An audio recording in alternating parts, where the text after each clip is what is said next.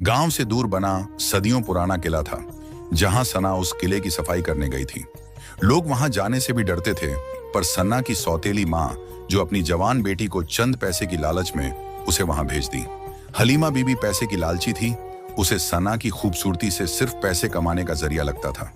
सना को अपनी मां की असलियत नहीं पता था। उसने मजबूरी समझकर किले के अंदर गई और साफ सफाई करने लगी। सना को जरा भी अंदाजा नहीं था कि उसे एक जिन्न, जो सदियों से इस किले में कैद था, सना की खूबसूरती देख वह बेचैन हो गया और एक पल के लिए भूल बैठा कि वह जिन्न है। सना को वह जिन्न इतने पैसे दिए कि वह लालच में जिन्न के साथ रहने लगी। फिर उस जिन्न ने सना के साथ जो करता रहा, उसकी चीखें पूरे किले में गूंजती रहीं। सना मजबूर थी और उसका फायदा उस जिन्न ने उठाया, जिसे देख हैरान कर देने वाला था। उसकी छोटी सी दुनिया अपनी बीमार मां हलीमा बीबी के बिस्तर के चारों ओर घूमती थी। जब से सना ने होश संभाला था, उसने अपनी मां को उसी बिस्तर पर, उसी लाचारी और दर्द में देखा था। हलीमा बीबी ने उसके मासूम मन में यह बात पत्थर की लकीर की तरह बैठा दी थी कि सालों पहले एक भयानक हादसे में उसका एक पैर हमेशा के लिए बेकरार हो गया था और अब वह एक कदम भी नहीं चल सकती थी। सना अपनी मां से बेपनाह मोहब्बत करती थी। उसके लिए उसकी मां ही उसकी कायनात थी, उसकी जन्नत थी, उसकी हर दुआ का केंद्र थी। हर सुबह जब सूरज की पहली किरण गांव के कच्चे घरों पर दस्तक देती, सना अपनी मां के माथे को चूम कर उठती। वह बासी रोटी के एक टुकड़े को पानी में भिगोकर खाती और फिर एक पुराना सा, कोने से टूटा हुआ मिट्टी का कटोरा अपने फटे हुए आंचल में छिपाकर घर से निकल जाती। उसका हर दिन एक ही जंग के नाम था, किसी भी तरह इतने पैसे या इतना खाना जमा कर लेना कि मां की दवा आ सके और घर का ठंडा चूल्हा जल सके। यह उसकी जिंदगी का सबसे कठिन और अपमानजनक इम्तिहान था। जब वह अपना आंचल फैलाकर किसी दरवाजे पर खड़ी होती, तो उसे इंसानी फितरत के कई खट्टे मीठे, जहरीले और ममतामयी रंग देखने को मिलते। गांव के किनारे रहने वाले रहीम चाचा, जो एक बूढ़े लकड़हारे थे, सना को अपनी बेटी की तरह मानते थे। जब भी सना उनके दरवाजे पर आती, वह अपनी सूखी रोटी में से आधी उसे दे देते और उसके सिर पर हाथ फेर कर कहते, बेटी, तेरा दिल सोने का है, ऊपर वाला तेरी जरूर सुनेगा, बस हिम्मत न हारना। ये चंद शब्द सना के लिए किसी दौलत से कम नहीं थे। तो वहीं गांव के चौधरी की हवेली उसके लिए नर्क का दरवाजा थी। चौधरी की मोटी घमंडी बेगम उसे देखते ही अपनी तेज आवाज में चिल्लाती, आ गई सुबह सुबह अपनी मनहूस सूरत लेकर, हट्टी कट्टी है, काम धाम क्यों नहीं करती, इतनी खूबसूरत है, जाकर कहीं और मुंह काला कर। एक बार तो हद ही हो गई जब चौधरी की बेगम ने उस पर रात का बचा हुआ झूठा सालन फेंक दिया था। सना चुपचाप वह अपमान सह गई, क्योंकि वह जानती थी कि अगर उसने जवाब दिया तो शायद कल से गांव में कोई उसे एक सिक्का भी नहीं देगा। गांव का बनिया कासिम उसकी मदद तो करता, पर उसकी नीयत में गंदगी और हवस थी। वह 40 पार का एक लालची आदमी था, जिसकी नजरों में सना सिर्फ एक खूबसूरत जिस्म थी। जब भी वह उसे कुछ सिक्के देता, तो जानबूझकर उसके हाथ को देर तक पकड़े रहता और अपनी चिपचिपी नजरों से उसे सिर से पांव तक घूरते हुए कहता, सना, तू इस हुस्न को गलियों की धूल में क्यों बर्बाद कर रही है? भीख मांगना छोड़ दे, बस एक बार मेरी बात मान ले, तुझे नोटों में तौल दूंगा। सन्ना का मन घिन से भर जाता। उसे कासिम के दिए हुए सिक्के आग के अंगारों जैसे लगते, पर मां की दवा की जरूरत के आगे वह हर जिल्लत का घूंट पी लेती थी। धीरे धीरे उसने खुद को पत्थर बनाना सीख लिया था। सन्ना की दुनिया जितनी सच्ची, पाक और मासूम थी, हलीमा बीबी की दुनिया उतनी ही झूठी, फरेबी और मक्कारी से सनी हुई थी। हलीमा, जिसे सना अपनी जन्म देने वाली मां समझती थी, असल में उसकी सौतेली मां थी। एक ऐसी औरत जिसके दिल में ममता की जगह सिर्फ लालच और हवस ने ले ली थी।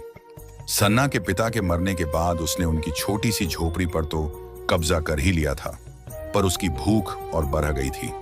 उसने सना की खूबसूरती को अपनी कमाई का जरिया बनाने का फैसला किया। जैसे ही सना सुबह घर से बाहर कदम रखती, हलीमा के मुर्दा जिस्म में जैसे जान आ जाती। वह बिस्तर से ऐसे उठती जैसे कोई बीमारी उसे कभी छूकर भी ना गुजरी हो। वह घर में आराम से चलती फिरती, अपनी कमर सीधी करती और फिर संदूक में छिपाकर रखे उन पैसों को बाहर निकालती जो सन्ना भीख मांगकर लाई थी। वह एक एक सिक्का बार बार गिनती, उसे अपनी आंखों से लगाती और अपनी चालाकी पर शैतानी हंसी हंसती। उसे इस बात का जरा भी अफसोस या पछतावा नहीं था कि वह एक मासूम बेसहारा लड़की की जिंदगी और उसके नाजुक जज्बातों से खिलवाड़ कर रही है। एक दोपहर जब हलीमा गांव की औरतों के साथ चौपाल पर बैठी दूसरों की बुराई कर रही थी, तो उसने बातों बातों में एक पुरानी और वीरान किले के बारे में सुना। गांव से मीलों दूर काली पहाड़ियों के बीच एक खंडहर नुमा किला था, जिसके बारे में गांव में कई पीढ़ियों से डरावनी कहानियां और किंवदंतियां मशहूर थीं। एक बूढ़ी औरत ने अपनी झुर्रियों वाली आंखों को सिकोड़ते हुए कहा, अरे उस मनहूस किले का नाम मत लो। कहते हैं वहां जिन्हों का वास है। मेरे दादा कहते थे कि उस किले के शहजादे को किसी फकीर ने श्राप देकर एक खौफनाक जिन्न बना दिया था।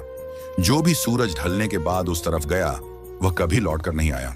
दूसरी औरत ने बात आगे बढ़ाई, लेकिन शहर से खबर आई है कि किले के पुराने मालिक के किसी वारिस ने ऐलान किया है कि जो कोई भी उस पूरे किले की साफ सफाई करने की हिम्मत करेगा, उसे इतनी दौलत मिलेगी कि उसकी 7 पुश्तें बैठकर खाएंगी। यह सुनते ही हलीमा बीबी के कान खड़े हो गए। दौलत का नाम सुनकर उसकी आंखों में लालच की एक ऐसी खतरनाक चमक आ गई जैसी किसी भूखे भेड़िए की आंखों में होती है। उसे अपनी सौतेली बेटी की जान की रत्ती भर भी परवाह नहीं थी। उसे सिर्फ और सिर्फ वह दौलत दिखाई दे रही थी। उसने उसी वक्त एक खौफनाक और जानलेवा मंसूबा अपने शैतानी दिमाग में बुन लिया। उस रात हलीमा ने अपनी जिंदगी का सबसे बद्दा और सबसे घिनौना नाटक करने का फैसला किया। उसने जोर जोर से खांसना शुरू कर दिया, इतनी जोर से कि मानो उसकी सांसें उखड़ रही हों। सना घबराकर उसके पास दौड़ी आई और उसकी पीठ सहलाने लगी। हलीमा ने अपनी आंखों में आंसू भरकर कांपती हुई आवाज में कहा, बेटी, लगता है मेरा आखिरी वक्त आ गया है। नहीं अम्मी, नहीं, खुदा के लिए ऐसा मत कहिए। सना रोते हुए बोली, मैं आपको कुछ नहीं होने दूंगी। आज सुबह जब तू बाहर थी तो हकीम जी आए थे। हलीमा ने एक और बड़ा झूठ बोला। उन्होंने कहा है कि मेरी बीमारी जड़ पकड़ चुकी है और अब इसका इलाज इस गांव में नामुमकिन है। पैरों का इलाज शहर के बड़े अस्पताल में ही हो सकता है। इसमें बहुत पैसे लगेंगे बेटी। इतने पैसे तो हम कभी सपनों में भी नहीं देख सकते। माँ की यह बात सुनकर सना का दिल किसी शीशे की तरह टूटकर चूर चूर हो गया। उसने अपनी माँ का ठंडा हाथ कसकर पकड़ लिया और कहा, अम्मी, आप हिम्मत मत हारिए। मैं कुछ भी करूंगी, कहीं से भी पैसे लाऊंगी, पर आपका इलाज जरूर करवाऊंगी। मैं आपको ऐसे हारने नहीं दूंगी। यही वह लम्हा था जिसका हलीमा को बेसब्री से इंतजार था। उसने मौके का फायदा उठाते हुए उस किले का जिक्र किया, अपनी आवाज में डर और मजबूरी का जहर घोलते हुए। मैंने सुना है दूर उन काली पहाड़ियों में एक बहुत पुराना किला है। उसकी सफाई का काम है। कहते हैं कि वे काम करने वाले को मुंह मांगी कीमत देंगे। लेकिन वह जगह बहुत खतरनाक है। लोग कहते हैं वहां बुरी आत्माओं का साया है। मैं तुझे वहां भेजकर अपनी जान खतरे में नहीं डाल सकती। सना ने अपनी मां की बात काटते हुए दृढ़ निश्चय के साथ कहा, मैं जाऊंगी अम्मी, चाहे वह जगह कितनी भी खतरनाक क्यों ना हो। मैं आपके लिए वहां जरूर जाऊंगी। अगर वहां जाने से आपकी जिंदगी बच सकती है तो मुझे अपनी जान की कोई परवाह नहीं है। आपकी जान से बढ़ाकर मेरे लिए इस दुनिया में कुछ भी नहीं है। हलीमा ने मन ही मन अपनी शैतानी जीत का जश्न मनाया और ऊपर से झूठे आंसू बहाते हुए सना को अपनी बाहों में भर लिया। सना को लगा कि वह अपनी मां के लिए एक बहुत बड़ी कुर्बानी देने जा रही है, पर वह इस कड़वी हकीकत से अनजान थी कि उसकी अपनी मां ही उसे लालच की आग में झोंककर मौत के मुंह में धकेल रही थी। अगली सुबह आसमान में अभी सूरज पूरी तरह से निकला भी नहीं था कि सना अपनी मां के लिए दुआ मांगकर उस अनजाने खौफनाक सफर पर निकल पड़ी। रास्ता बेहद सुनसान और पथरीला था।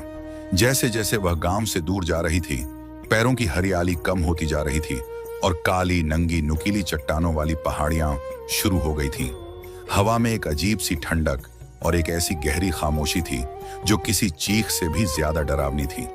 इस खामोशी को सिर्फ सरसराती हुई हवा की रहस्यमयी आवाज तोड़ रही थी, जो ऐसा लग रहा था मानो सदियों पुरानी आत्माएं कुछ कानाफूसी कर रही हों।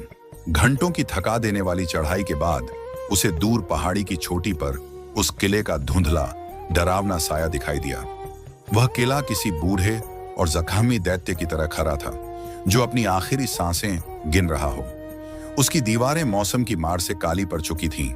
उन पर जंगली बेलें किसी अजगर की तरह लिपटी हुई थीं और उसके गुंबद और मीनारें टूटकर खंडहर बन चुकी थी। एक अजीब सी उदासी, वीरानगी और रहस्य ने उस पूरी जगह को अपनी गिरफ्त में ले रखा था।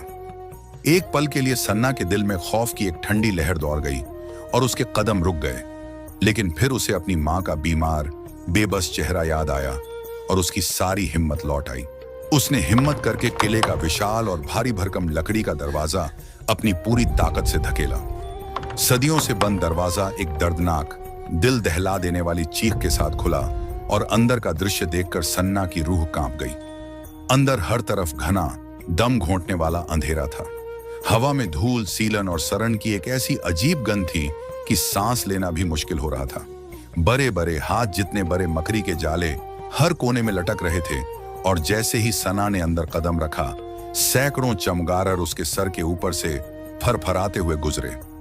सना इस बात से पूरी तरह अनजान थी कि उसके इस किले में कदम रखते ही सदियों से कैद एक बेचैन, तन्हा रूह की लंबी और दर्दनाक तन्हाई टूट गई थी।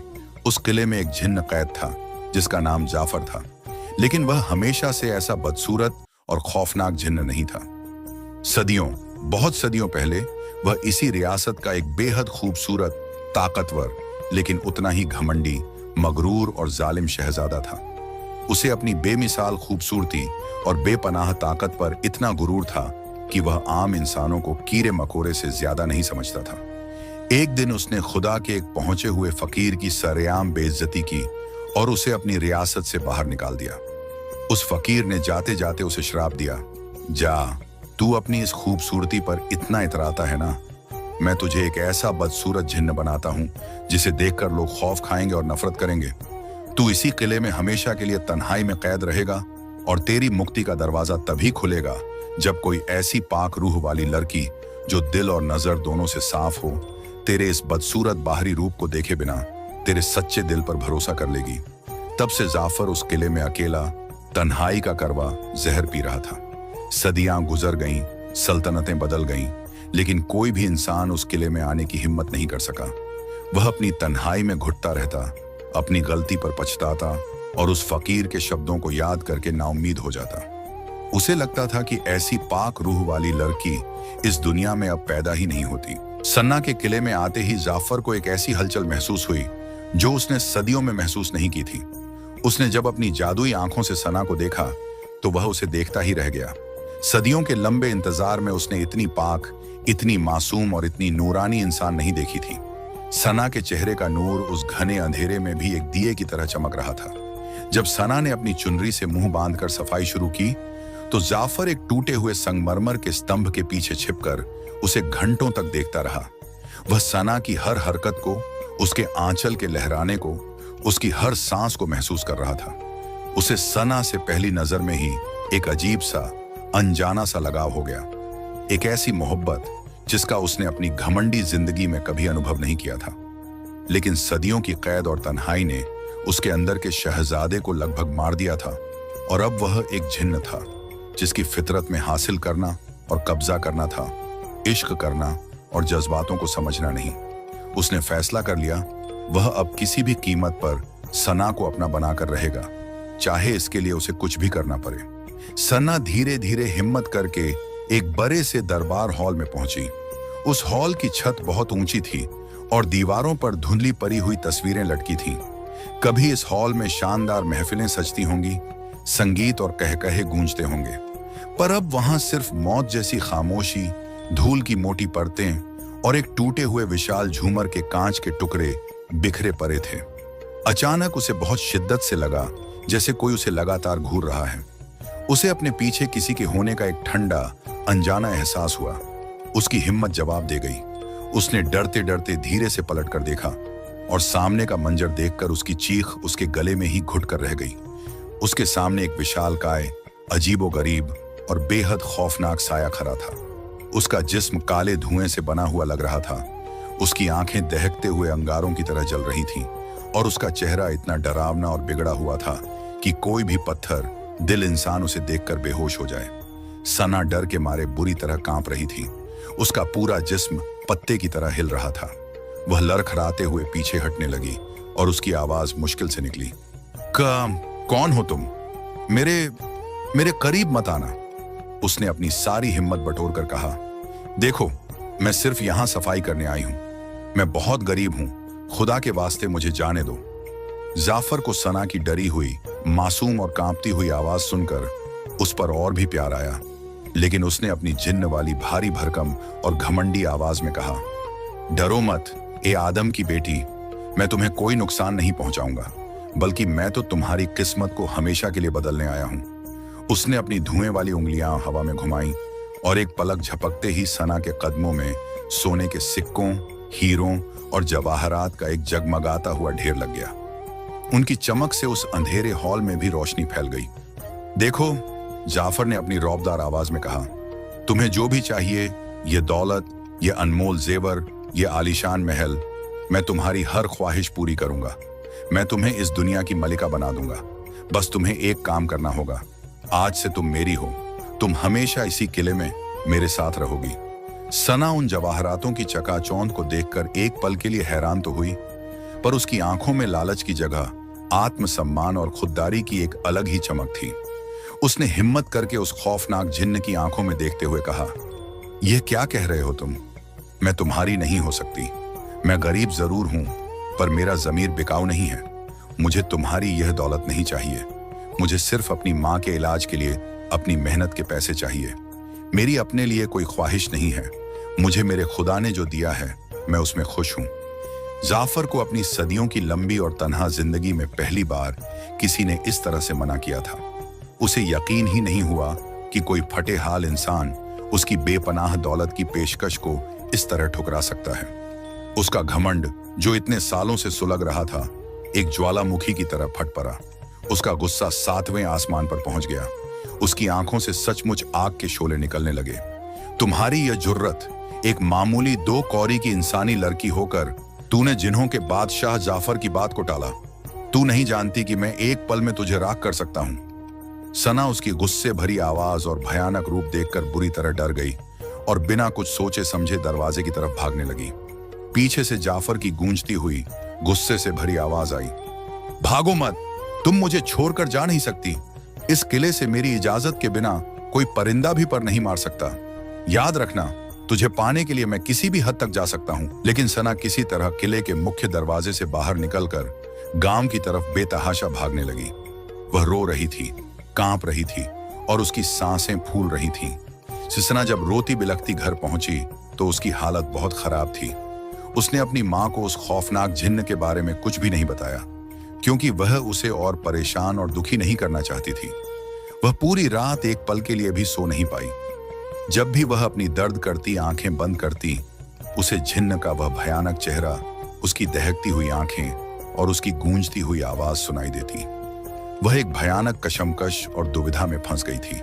एक तरफ जिन्न का जानलेवा खौफ था, तो दूसरी तरफ अपनी मां की जिंदगी बचाने की चिंता। अगली सुबह जब उसने अपनी मां का बीमार चेहरा देखा, जो और ज्यादा पीला और कमजोर लग रहा था, तो उसका दिल पिघल गया। उसने सोचा, मैं इतनी कमजोर नहीं पड़ सकती। मैं अपनी अम्मी के लिए अपनी जान भी दे सकती हूँ। मुझे उनके लिए यह करना ही होगा। मैं आज उस जिन्न से डरूंगी नहीं, बल्कि उससे बात करूंगी, उसे अपनी मजबूरी समझाऊंगी। शायद उसके पत्थर दिल में रहम आ जाए। यह सोचकर उसने अपनी सारी हिम्मत और हौसला बटोरा और कांपते हुए कदमों से एक बार फिर उसी मनहूस किले की ओर चल पड़ी। जब वह किले में पहुंची तो जाफर पहले से ही दरबार हॉल में उसका इंतजार कर रहा था। उसे देखकर जाफर के बदसूरत चेहरे पर एक अजीब सी मुस्कान आई, लेकिन सना की आंखों में अब डर के साथ साथ एक अजीब सा गुस्सा और हिम्मत भी थी। वह चीखने लगी, क्यों कर रहे हो मेरे साथ ऐसा? क्या बिगाड़ा है मैंने तुम्हारा? क्या चाहते हो तुम? मैंने कल भी कहा था और आज फिर कह रही हूं, मुझे तुम्हारी दौलत का कोई लालच नहीं है। मुझे जाने दो यहां से। मैं इस किले की सफाई करके यहां से हमेशा हमेशा के लिए चली जाऊंगी। सना का यह निडर और गुस्सैल रूप देखकर जाफर हैरान रह गया। वह समझ गया कि इस लड़की को दौलत, ताकत या डर से नहीं जीता जा सकता। उसे सन्ना पर बेइंतहा गुस्सा भी आया और पहली बार एक अजीब सा तरस भी। उसने सोचा कि यह भोली लड़की जिस मां के लिए अपनी जान जोखिम में डाल रही है, अपनी इज्जत दांव पर लगा रही है, वह तो खुद ही इसकी सबसे बड़ी दुश्मन है। जाफर ने एक गहरी सांस ली और इस बार उसकी आवाज में गुस्सा नहीं, बल्कि एक अजीब सी गंभीरता और करवाहट थी। तुम उस मां के लिए इतना परेशान हो रही हो, उस मां के लिए अपनी जान दे रही हो, जो तुमसे हर रोज, हर पल, हर सांस में झूठ बोलती है? क्या तुम अपनी माँ की हकीकत जानती हो लड़की? तुम्हारी पूरी जिंदगी एक बहुत बड़े धोखे और फरेब के सिवा कुछ नहीं है। चुप रहो, सना पूरी ताकत से चिल्लाई। मेरी माँ के बारे में एक लफ्ज भी मत बोलना। वह दुनिया की सबसे अच्छी, सबसे मजबूर माँ है। तुम जैसे शैतान उनकी अच्छाई को नहीं समझ सकते। अच्छी माँ? जाफर जोर से हंसा। उसकी हंसी किसी डरावनी गूंज की तरह पूरे किले में फैल गई। तुम्हारी वह अच्छी माँ न तो बीमार है और न ही अपाहिज। वह एक सेहतमंद औरत है और तुमसे सिर्फ एक घिनौना नाटक करती है ताकि तुम उसकी गुलामी करो, उसके लिए भीख मांगकर पैसे लाओ। और सबसे बड़ा सच तो यह है कि वह तुम्हारी सगी माँ भी नहीं है, वह तुम्हारी जालिम सौतेली माँ है। जाफर ने सन्ना को एक एक करके सारी सच्चाई बता दी। पहले तो सन्ना को उसके एक भी शब्द पर यकीन नहीं हुआ। उसे लगा कि यह जिन्न उसे भटकाने और उसकी माँ के खिलाफ करने के लिए झूठी और मनगढ़ंत कहानियां सुना रहा है। वह अपनी माँ पर अंधा, बिना शर्त भरोसा करती थी। वह रोते हुए वहां से भागकर घर की तरफ दौड़ी, यह साबित करने के लिए कि जिन्न झूठा है और उसकी माँ पाक साफ है। लेकिन जब वह अपने घर के करीब पहुंची तो उसने दरवाजे की दरार से जो देखा और जो सुना, उसे देखकर उसके पैरों तले जमीन खिसक गई, जैसे किसी ने उसकी रूह को उसके जिस्म से खींच लिया हो और उसके दिल के हजारों टुकड़े कर दिए हों। उसकी माँ हलीमा बीबी, जो हमेशा बिस्तर पर एक बेजान, बीमार शरीर की तरह पड़ी रहती थी, इस वक्त आंगन में आराम से टहल रही थी और पड़ोसन फातिमा से हंस हंस कर ठहाके लगाकर बातें कर रही थी। फातिमा ने पूछा, अरे हलीमा, आज तेरी बेटी सना दिखाई नहीं दे रही? हलीमा ने एक जोर का ठहाका लगाते हुए अपनी घिनौनी आवाज में कहा, अरे भेजा है उसे मौत के कुएं में। वो जो काली पहाड़ियों वाला पुराना मनहूस किला है ना, उसकी सफाई के काम पर। अगर बचकर आ गई तो इतनी दौलत लाएगी कि हमें जिंदगी भर कुछ करने की जरूरत नहीं पड़ेगी, और अगर वहीं मर खप गई तो मेरा बोझ हल्का होगा।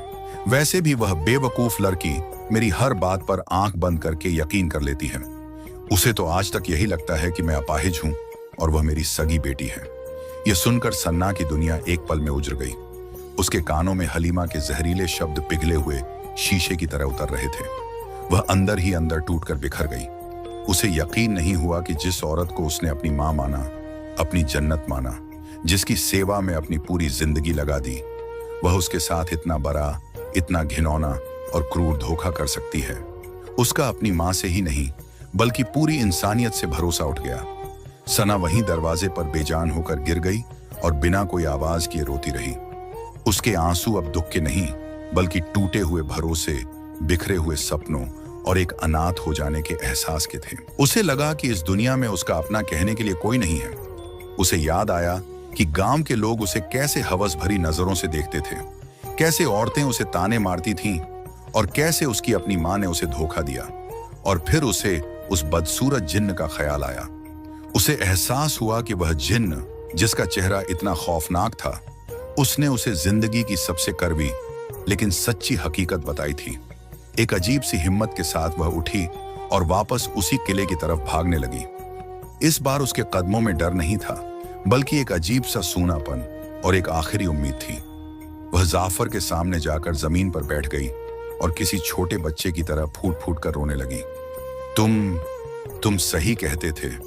इस दुनिया में मेरा कोई नहीं है। सब झूठे हैं, सब धोखेबाज हैं। मेरी अपनी माँ ने मुझे धोखा दिया। उसने रोते रोते अपनी भीगी हुई पलकें उठाईं और पहली बार बिना डरे जाफर की उन दहकती हुई आंखों में देखा। उसकी आवाज में एक अजीब सा यकीन था। जिसकी सूरत इतनी डरावनी और भयानक है, उसका दिल सच्चा है, और जिनकी सूरत इंसानों जैसी है, उनके दिल में जहर और धोखा भरा है। इस दुनिया में सिर्फ तुम ही सच्चे हो। जैसे ही सन्ना के मुंह से भरोसे और यकीन के यह पाक और सच्चे शब्द निकले, एक चमत्कार हुआ। एक ऐसा चमत्कार जिसका इंतजार सदियों से किया जा रहा था। सना के भरोसे की दिव्य शक्ति उस सदियों पुराने शक्तिशाली श्राप को तोड़ने के लिए काफी थी। जाफर के चारों ओर एक तेज, सुनहरी और पाक रोशनी का एक गोला बन गया। उसका धुएं वाला बदसूरत जिस्म बदलने लगा। वह खौफनाक चेहरा एक खूबसूरत, नूरानी और मासूम चेहरे में तब्दील होने लगा। देखते ही देखते उस जिन्न की जगह पर एक बहुत ही खूबसूरत और शाही लिबास में एक नौजवान शहजादा खड़ा था, जिसके चेहरे पर सदियों की तन्हाई का दर्द, पछतावा और आंखों में सना के लिए बेपनाह मोहब्बत और शुक्रगुजारी के आंसू थे। सना हैरान और खामोश होकर यह अविश्वसनीय दृश्य देखती रह गई।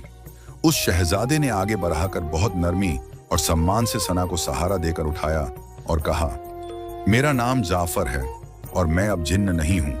तुम्हारे पाक दिल और सच्चे भरोसे ने आज मुझे इस श्राप से आजाद कर दिया है।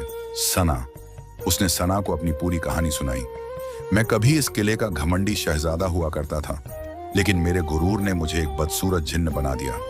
मुझे श्राप मिला था कि मैं तब तक आजाद नहीं हो सकता जब तक कोई ऐसी लड़की जिसका दिल और रूह दोनों शीशे की तरह पाक हों, मेरे बाहरी रूप को देखे बिना मेरे दिल पर यकीन न कर ले। मैं सदियों से नाउमीदी में सिर्फ तुम्हारा ही इंतजार कर रहा था। तुम्हारी सच्चाई, तुम्हारी मासूमियत और तुम्हारे इस भरोसे ने आज मुझे एक नई जिंदगी बख्शी है। जैसे ही शहजादे ने यह कहा, पूरे किले ने भी अपनी काया पलट शुरू कर दी। टूटी हुई दीवारें झुरने लगी, मकड़ी के जाले सुनहरी और रेशमी लरियों में बदल गए और धूल की जगह कीमती ईरानी कालीन बिछ गए। वह वीरान और खंडहर किला देखते ही देखते फिर से अपने पुराने शानदार और आलीशान रूप में लौट आया। हर तरफ ताजे फूलों की महक और रोशनी फैल गई। शहजादे जाफर ने सना का हाथ अपने हाथों में लिया और कसम खाई कि वह उसे कभी अकेला नहीं छोड़ेगा, उसे दुनिया की हर खुशी देगा और हमेशा उसकी हिफाजत करेगा। सना की आंखों में भी खुशी के आंसू थे। उसे यकीन हो गया था कि खुदा ने उसके सब्र का फल उसे बहुत खूबसूरती से दिया है। वहीं दूसरी ओर गांव में हलीमा बीबी का लालच उसे ले डूबा। जब सना कई दिनों तक नहीं लौटी तो वह दौलत के लालच में खुद उस किले की ओर चल पड़ी। लेकिन श्राप टूटने के बाद किले के जादुई पहरेदार जाग चुके थे। उन्होंने हलीमा को किले में घुसने नहीं दिया और उसकी सारी सच्चाई सारे गांव वालों के सामने खोल दी। गांव वालों ने उसे उसके किए की सजा दी और उसे पत्थर मार मार कर गांव से निकाल दिया। उधर किले में सना और शहजादा जाफर ने खुदा का शुक्र अदा किया और एक नई खुशहाल और मोहब्बत भरी जिंदगी की शुरुआत की। वह किला जो कभी वीरान और डरावना था, अब दो सच्चे और पाक दिलों के प्यार की रोशनी से हमेशा के लिए आबाद हो गया था। तो दोस्तों, सना और उस जाफर की ये कहानी कैसी लगी? नीचे कमेंट में जरूर बताइए। और हाँ, अगर आपको ऐसी ही रोमांचक कहानियां सुनने का मन है तो हमारे चैनल को सब्सक्राइब करना ना भूलें। घंटी दबाइए ताकि हर नई कहानी का नोटिफिकेशन आपको सबसे पहले मिले। मिलते हैं अगली कहानी में। तब तक के लिए रहिए सावधान और देखते रहिए अरबाज वॉयस।